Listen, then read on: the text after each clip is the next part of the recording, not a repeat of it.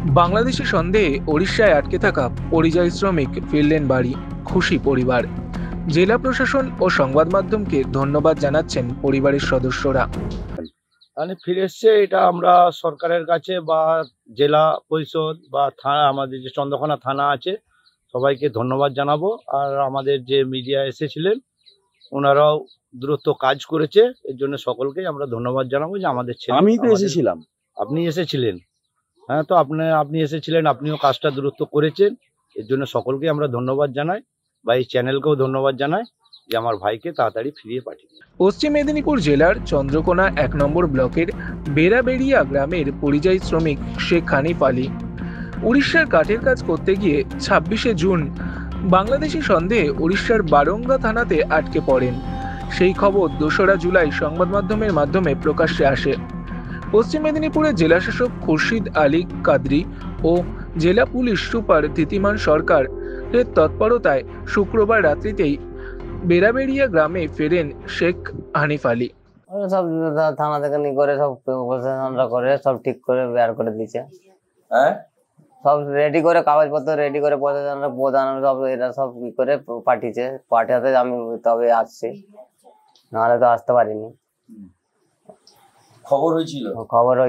খবর হতে থানা ফানা থেকে সব লোক দিয়ে পাঠিয়ে ছাড়িয়েছে, বুঝতে পারছে। ওই লেগে আসতে পেরেছি, নাহলে তো আসতে পারতো না। কিভাবে আটকে রেখেছিল? ওরা বাংলাদেশি বলে আটকে রেখেছিল, বাংলাদেশি বলে আটকে ওরা ধরে নিয়েছে, থানাতে রেখেছিল। থানা থেকে আবার কোর্টকে নিয়ে এলো, কোর্টে ছিলাম। ওইটুকু আর কি করবো, আর তো কিছু বলার নেই। কতদিন আটকে ছিলেন? মোটামুটি ওই 10-12 দিন ছিলাম। দুশ্চিন্তায় পড়েছিলেন? হ্যাঁ, দুশ্চিন্তা করেছিলাম যে কবে বাড়ি যাব কি না যাবো, যেতে পারবো নি বাংলাদেশ পার্টি থেকে।